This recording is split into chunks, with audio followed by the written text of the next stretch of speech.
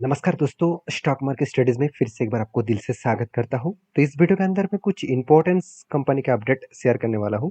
तो वीडियो को पूरा लास्ट तक देखिएगा और अभी तक अपने चैनल को सब्सक्राइब नहीं किया तो ज़रूर कर लेना। तो चलो एक-एक करके सारे पॉइंट्स को डिस्कशन कर लेते हैं। सबसे पहले जिस कंपनी के बारे में चर्चा करूँगा, उसका नाम देखेंगे, उसका नाम है बीएससी लिमिटेड। तो बेसिकली बीएससी लिमिटेड के ऊपर 2 चीज़ों का आपको ध्यान रखना है। पहली बात क्या है? बीएससी लिमिटेड के ऊपर सबसे पहली बात है कि कंपनी एक अकेला प्लेयर है अभी मार्केट में जो एक एक्सचेंज के हिसाब से काम कर रहा है। देखिए आप कहेंगे सर एमसीएक्स तो भी एक एक्सचेंज है, तो एमसीएक्स को आप एक्सचेंज क्यों नहीं मान रहे हैं? देखिए एमसीएक्स भी एक एक्सचेंज है, मगर वो कमोडिटी सेगमेंट के ऊपर है। अगर इक्विटी सेगमेंट में देखा जाए तो बीएससी और एनएसई 2 प्लेयर है। तो एनएसई तो अभी तक मार्केट में लिस्टिंग नहीं हुआ। अभी बताया जा रहा है कि एनएसई जल्द से जल्द आईपीओ लेके आने वाला है क्योंकि इतने बार अप्लाई करने के बाद सेबी जो रिजेक्शन किया बार-बार, इस बार सेबी सारे फाइल्स को चेक करके मतलब रिजेक्शन नहीं कर पाएंगे और जल्द से जल्द आईपीओ लेके आने वाले हैं। तो अगर आईपीओ आ जाएगा तो बीएससी में थोड़ा सा झटका लग सकता है, फिर भी मुझे नहीं लग रहा उतना झटका लगेगा क्योंकि जब से अनाउंसमेंट हुआ है कि एनएससी जल्द से जल्द आईपीओ लेके आ रहा है और इस बार सेबी भी अप्रूवल दे देगा, तो उसके बाद भी देखिए कंपनी लगातार भागते चले जा रहे हैं। हाँ, आप देखेंगे तो इस कंपनी को जब मैंने ट्रेड लिया था तब मुझे थोड़ा-सा रिस्की ट्रेड तो था, मुझे थोड़ा-सा रिस्की ज़ोन भी देखने को मिला था। मुझे लग रहा था कि स्टॉप लॉस हिट हो जाएगा क्योंकि देखिए जब यहाँ पे मैंने एक रेंज को मार्किंग किया, तब उस हिसाब से कंपनी एक ही रेंज के ऊपर यहाँ पे ट्रेड किया, एक ही रेंज के ऊपर होल्ड किया। फाइनली यहाँ पे ब्रेकआउट भी हुआ, ब्रेकआउट करने के बाद कंपनी नीचे आया, इस लेवल को रिटेस्ट करने की कोशिश किया, यहाँ से धीरे-धीरे करके ऊपर जा रहा है और फाइनली वो इस पीक लेवल तक एक इस हाई लेवल तक जाने का कोशिश करेंगे और बेस्ट तरीके से सिचुएशन के हिसाब से आगे बढ़ने का वो कोशिश करेंगे। तो जो डेटा है, उस डेटा के अकॉर्डिंग मैं बात करूँ, तो कंपनीज़ के ऊपर जब भी कुछ इस तरीके से सिनेरियो बने, आपको 2 चीज़ों को ध्यान रखना होगा। पहली बात, कंपनी के ऊपर शानदार तरीके से ब्रेकआउट होने का चांसेस है और ब्रेकआउट होने के बाद कंपनी आगे बढ़ने से पहले ही एक बार रिटेस्ट करेगा। तो क्या किया? यहाँ पे ब्रेकआउट होने के बाद एक बार रिटेस्ट किया और 200 डेज़ मूविंग एवरेज को ब्रेक करने का कोशिश किया, तो फाइनली नीचे आ नहीं पाया उतना ज़्यादा। उसके बाद देखिए कंटिन्यूअसली बाइंग हुआ और फाइनली वो ऊपर जा रहा है और बेस इस पीक लेवल तक जाने का कोशिश करेंगे जो लेवल निकल कर है करीबन 4858 का लेवल। तो मुझे लगता है बेस्ट तरीके से यहाँ पे लेवल मिलने का चांसेस है जो लेवल जाने के मतलब पाने के लिए मेरे हिसाब से बेस्ट तरीके से सिचुएशन बनने के लिए काफ़ी है। और बाकी इस बीएससी लिमिटेड के ऊपर मैंने जो ट्रेड लिया उसके पीछे रीज़न भी है, ऐसे नहीं कि मैंने ब्लाइंडली ट्रेड ले लिया क्योंकि मुझे रेवेन्यू बहुत स्ट्रांग लगा। आप खुद ही देख लीजिए, पिछले साल में से 270 करोड़ का रेवेन्यू था और इस बार कितना 675 करोड़, मतलब ऑलमोस्ट 3 गुना के आसपास। तो आप देख सकते हैं किस तरीके से कंपनी का रेवेन्यूज़ ग्रोथ हुआ, उसी तरीके से प्रॉफिट का भी बहुत स्ट्रॉन्ग ग्रोथ हुआ। देखिए 118 से लेकर थोड़ा कम हो गया था, उसके बाद फिर से रिकवरी करके 264 हो गया। तो आप कहेंगे सर पिछली बार तो 450 के आसपास था, इस बार 265 करोड़ बना और आप बता रहे हैं कि कंपनी का ज़बरदस्त प्रॉफिट हुआ है। हाँ, बिल्कुल। पिछली बार क्या एक्चुअली प्रॉफिट ज़्यादा हुआ था उसके पीछे एक ही रीज़न था कंपनी का आधा से इनकम। चलो एक बार मैं आपको प्रूव करके दिखा देता हूँ। यहाँ पे देख सकते हैं। पिछले बार का जो प्रॉफिट था वो क्या था 430 करोड़ का आधा से इनकम था और 430 करोड़ का आधा से इनकम के चलते हुए ही टोटल नेट प्रॉफिट 440 दिखा। अगर मैं इस आधा से इनकम में छोड़ ही दूँ तो ऑपरेटिंग प्रॉफिट के हिसाब से देख लीजिए, ऑपरेटिंग प्रॉफिट क्या था 114 करोड़ और इस बार कितना बना 350 करोड़। मतलब इस बार पिछले सालों से डबल के आसपास कंपनी का, डबल से भी ज़्यादा कंपनी का ऑपरेटिंग प्रॉफिट देखने को मिला। ये सारे पॉइंट्स एक क्लियर कट अंदाजा दे रहा है कि कंपनी में आगे बढ़ने की कितना ज़्यादा पोटेंशियल है। तो अभी इस कंपनी के ऊपर बाकी पॉइंट्स को देख लेते हैं, जैसे कंपनी के ऊपर इन्वेस्टर प्रोमोटर से लेकर एफएसडीएस पब्लिक हर किसी के पास होल्डिंग्स है। तो कंपनी अगर बेकार होता, चलो मैं प्रोमोटर तो नहीं है माफी चाहता हूँ, एफएसडीएस और पब्लिक के पास हर किसी के पास होल्डिंग्स है। तो यहाँ पे अदर्स कौन हुआ? तो अदर्स को अगर चेक करेंगे तो यहाँ पे गवर्नमेंट भी हो सकते हैं, अदर्स कुछ फंड्स भी हो सकते हैं जो अदर्स के हिसाब से भी इन्वेस्ट किया। तो ओवरऑल इस कंपनी के ऊपर मैं पॉजिटिव हूँ और मेरा जो टारगेट है उस लेवल तक मैं इंतजार करूंगा और एंट्री पॉइंट से अगर टारगेट तो देखूँ तो मैं 80% का टारगेट लेके चल रहा हूँ, कोई छोटा मोटा टारगेट तो है नहीं।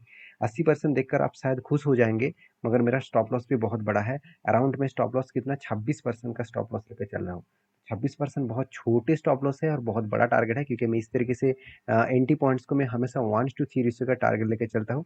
तो जब जब इस तरीके से कोई सिचुएशन बने, कोई पोजीशन बने, आपको हमेशा याद रखना है कि कंपनी के ऊपर एक अच्छा खासा जर्नी आने का चांसेस है। तो बाकी आपके क्या व्यू है जरूर मुझे कमेंट्स करके बताना। नेक्स्ट जो कंपनी है उसके बारे में चर्चा करूँ, उसका नाम है डिक्सन टेक्नोलॉजीज लिमिटेड। देखिए डिक्सन टेक्नोलॉजीज के ऊपर पिछले दिनों में 3% का जाम हुआ था, बहुत शानदार जाम हुआ। देखिए किस तरीके से जंप किया वो आपको चार्ट में दिखाने वाला हूँ, क्योंकि चार्ट में मुझे जो एंट्री मिला था उसके अगेंस्ट में मुझे बेस्ट तरीके से यहाँ पे एंट्री मिला। बेस्ट तरीके से एंट्री मैं इसीलिए बता रहा हूँ क्योंकि ध्यान से देखना, कंपनी के ऊपर लगातार एक पैटर्न्स बना था। यहाँ पे भी एक बाइंग का रेंज का पैटर्न बने, नीचे आया नहीं तो इसको मैंने एंट्री नहीं लिया। दूसरी बार यहाँ पे देख सकते हैं शोल्डर कम हेड कम शोल्डर बने, उसके अगेंस्ट में जब ब्रेकआउट हुआ, ब्रेकआउट कंफर्मेशन भी हुआ, रिटेस्ट करने के लिए आए, वहां से कंपनी बिग बाउंस करके ऊपर जा रहा है। और वो ऊपर लेवल कौन सा है, वो लेवल निकल कर है करीबन करीबन कुछ इस तरीके से 14,867 के आसपास। तो बेस्ट तरीके से यहाँ पे entry points and target point मिल रहा है, जो टारगेट पॉइंट तक जाने के लिए काफ़ी है। और मुझे लगा बेस्ट तरीके से यहाँ पे टारगेट पॉइंट भी हो सकता है। तो ओवरऑल कंपनीज के कंपनीज के जो डेटा देखने को मिला, वो डेटा बहुत स्ट्रांगली ग्रोथ हो रहा है। अभी 16% का जर्नी होने का चांसेस है। ओवरऑल कंपनी की जो जर्नी है, मैं पॉजिटिवली यहाँ पे इसीलिए बोल रहा हूँ क्योंकि देखिए कंपनी का जो सेल्स का ग्रोथ एंड प्रॉफिट का ग्रोथ देखेंगे तो आप चौंक जाओगे, क्योंकि कंपनी का सेल्स इस बार भी हाईएस्टली सेल्स हुआ। और प्रॉफिट ग्रोथ को देखेंगे तो प्रॉफिट भी इस बार हाईएस्टली ग्रोथ हुआ। जो पिछले बार 67 करोड़ का प्रॉफिट था, इस बार 140 करोड़ का प्रॉफिट हुआ। तो बेस्ट तरीके से प्रॉफिट देखने को मिला, जो प्रॉफिट कंपनी को आगे बढ़ने के लिए बूस्ट करने के लिए काफ़ी है। तो बाकी इस कंपनी के ऊपर जो मेरा व्यू है वो मैं आपके साथ शेयर किया हूँ। हाँ, एक पॉइंट्स में और भी एडिंग करना चाहूँगा। देखिए कंपनी के ऊपर जो इन्वेस्टर है ना, वो इन्वेस्टर किस तरीके से ट्रस्ट किया है। पहले तो एफ के पास से 16-15% का होल्डिंग था, बीच में तो 12% भी हो गया था। आज कितना 19% है। और डीएस के पास कितना 7.5% होल्डिंग था, वो बढ़ के 26% हो चुके हैं। तो कंपनी में तो दम है, तो इसीलिए इंस्टीट्यूशन तो बाई कर रहा है। हाँ, आप कुछ डिसीजन लेने से पहले एक बार जरूर डीपली रिसर्च करना, क्योंकि कंपनी देखिए मार्केट कैप 85,000 करोड़ और कंपनी पहुंच चुके हैं 14,000 प्राइस के आसपास। और कंपनी देखिए 5,000 से सीधा सीधा 14,000 तक पहुंच चुके। तो सोचिए किस लेवल तक कंपनी जर्नी किया, अराउंड 3 गुना जर्नी किया, वो भी एक साल के अंदर अंदर। तो यहाँ पे थोड़ा सा संभल कर काम करना चाहिए, क्योंकि वैल्यूएशन बहुत हाई हुआ है। तो जो लोग सोच रहे हैं कि ब्लाइंडली स्टॉक में बाई कर लूंगा बहुत ऊपर चला जाएगा, उसके लिए बता दूं आपको झटका भी लग सकते हैं। अगर मार्केट में कोई भी नेगेटिव बड़ा सिचुएशन आए तो बहुत बड़ा झटका सहने को मिलेगा। तो प्लीज़ एक बार सोच समझ कर काम करना। तो नेक्स्ट जो कंपनी उसका नाम है टाटा टेक्नोलॉजीज लिमिटेड। इसके ऊपर सबसे पहले मैं चार्ट के ऊपर जाना चाहूँगा, क्योंकि मुझे जो लेवल्स आपको दिखाना है वो लेवल्स बहुत स्ट्रांग है।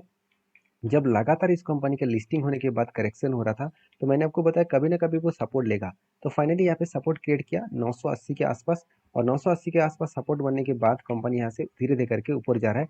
और जो स्ट्रांगली यहाँ पे एक रेजिस्टेंस क्रिएट हुआ था, इस रेजिस्टेंस को वो बार बार फेस किया, एक बार दो बार, एक्चुअली यहाँ पे 3 बार 4 बार कुछ इस तरीके से फेस किया रेजिस्टेंस को। और फाइनली फेस करने के बाद यहाँ से ब्रेकआउट किया, और रिटेस्ट करने के बाद कंपनी यहाँ से धीरे धीरे करके ऊपर जाने का कोशिश कर रहा है।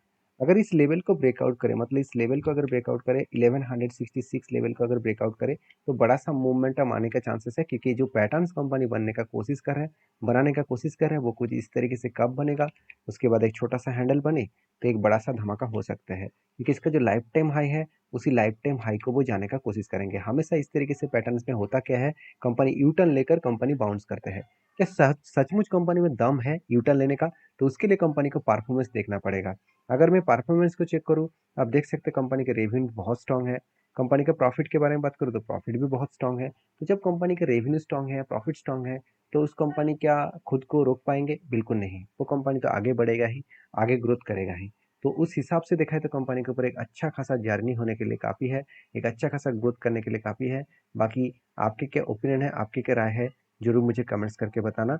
और बेसिकली इस कंपनी के ऊपर जो सारे पॉइंट्स हैं वो सारे पॉइंट्स आपके साथ शेयर किया हूँ, इसीलिए क्योंकि कंपनी के ऊपर आपको रिसर्च करने का मौका मिले। और दूसरी पॉइंट्स, कंपनी के ऊपर इन्वेस्टर भी धीरे धीरे करके ट्रस्ट करना शुरू कर चुके हैं। आप देख सकते हैं म्यूचुअल फंड के पास ज़्यादा होल्डिंग्स था, उसके बाद कुछ क्वांटिटी को बेचा था, फिर से देखिए वो बाई करना शुरू कर चुके हैं।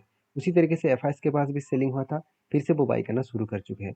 जब इंस्टीट्यूशन ज़्यादा बाइंग ज़्यादा सेलिंग कर रहा है, तो उस हिसाब से कंपनी में आगे बढ़ने का पोटेंशियल ज़्यादा है। तो मुझे लगता है जो सिचुएशन क्रिएट हुआ है उसके अगेंस्ट में आगे बढ़ने के लिए कंपनी को ज़्यादा पोटेंशियल तो इंस्टीट्यूशन के माध्यम से ही लगेगा। तो इंस्टीट्यूशन अगर ज़्यादा बाई कर रहा है तो कंपनी आगे बढ़ने का दम रखेंगे। तो बाकी आपके क्या व्यू है जरूर कमेंट्स करके बताना। नेक्स्ट जो कंपनी उसका नाम है, आप देख सकते हैं मोती सन्स ज्वेलर्स लिमिटेड, जो एक 3,000 करोड़ की कंपनी है। और कंपनी के चार्ट देखेंगे तो कुछ खास परफॉर्मेंस हुआ नहीं था। लास्ट कुछ मंथ्स में कंपनी के ऊपर धमाका देखने को मिला। शायद इसीलिए कंपनी के ऊपर मैनेजमेंट ने एक बहुत बड़ा डिसीजन, वो डिसीजन 1:10 रेशियो का स्प्लिट, मतलब 1:10 रेशियो का स्प्लिट यहाँ पे देखने को मिला। कंपनी एक के बदले 10 शेयर देने जा रहा है। तो इसका डेट अभी तक अनाउंसमेंट हुआ नहीं। एक्चुअली जो डेट मेंशन किया गया है 9th ऑफ नवंबर, मगर यहाँ पे अभी तक यहाँ पे डेट मेंशन नहीं किया गया। जब मेंशन किया जाएगा तो मैं आपके साथ जरूर शेयर करूंगा। वीडियो अच्छा लगे तो प्लीज़ लाइक करना। मिलते हैं नेक्स्ट वीडियो में, तब तक के लिए धन्यवाद।